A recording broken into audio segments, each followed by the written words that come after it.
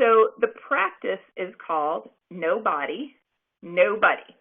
And thank you, Dr. Morgulin, for the name of this practice. He actually coined the name of it. I had been teaching this practice for years and then went to one of his courses and he said it perfectly and gave me permission as long as I gave him credit to call it that. So no body, no buddy. What does that mean? So let's play a game. I'm actually going to do some polling for you.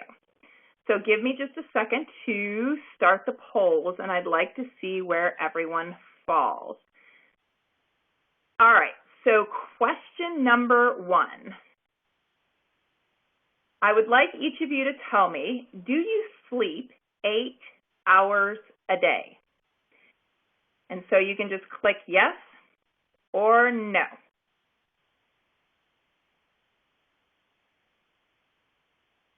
All right, you should be seeing the percentages kind of shifting and moving around here a little bit. And it looks like I have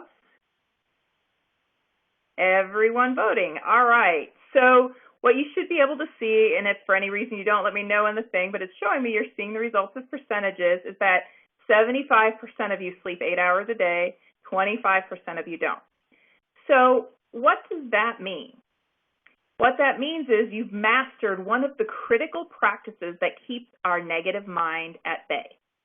Because the minute you get sleep deprived, there's a whole ripple effect of things that are going to happen that are going to accelerate any feelings you have of undeserving or unworthiness. So congratulations, those of you who've already mastered the 8 hours a night. And those of you who haven't, take on the challenge today. 8 hours a night is what it takes. So now let's do another question. Do you exercise strenuously at least 15 minutes a day? Oh, you're flying much faster this time, everybody. We're close to being done. All right, so it looks like about half of you are a yes, and half of you are a no. So let's talk about exercise. You notice I only put 15 minutes in there. And literally the studies have shown if you can intensely up your heart rate 15 minutes a day, the whole 45-minute hour or whatever, all those other things actually aren't true. Heart conditioning, high energy, getting all those positive endorphins that make you feel positive versus negative, when you're more, when you're not moving around, all that other good stuff, that all happens if you can just take on 15 minutes a day.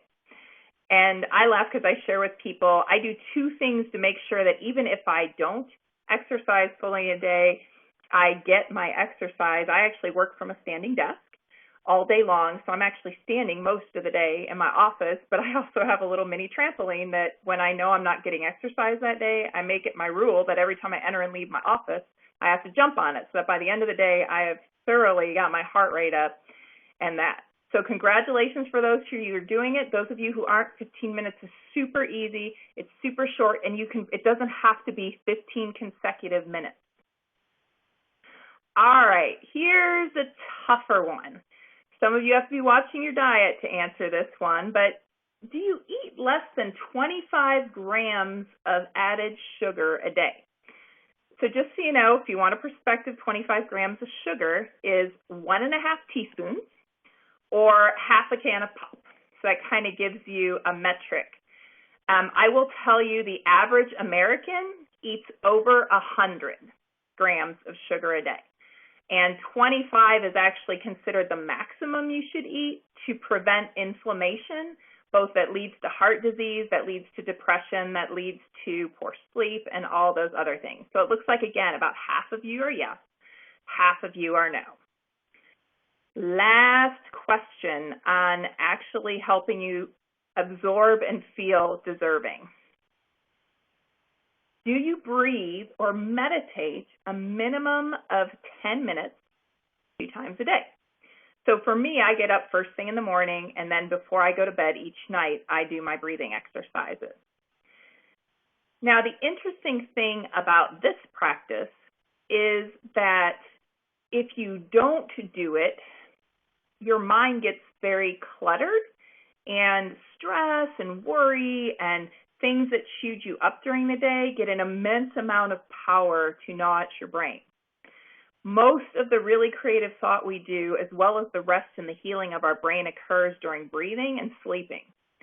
And so they've shown not only does it make you live longer to do this, you're less stressed, you're less depressed, you're more mindful, you feel more connected to people. It's a really essential practice.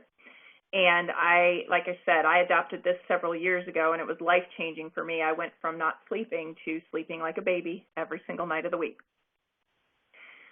So what I'd like you to take on is these 4 practices, because you all know leaders in your life, and specifically idea leaders, and you know some of them have longevity, they have staying power, they come back to do idea after idea, they have this, huge source and funnel of stuff to pull from.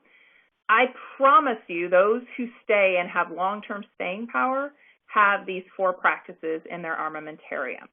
So I invite you to take these on and work on them. And number 3, the sugar one, there's a great little app. I get no kickback for recommending this, called MyFitFoods, that I love to use because it really helps me track this, because especially it's easy to get a teaspoon and a half of sugar. Let me tell you, that's basically what you put in your coffee if you eat sweetened coffee, and then you're done for the day. No more added sugar in your diet.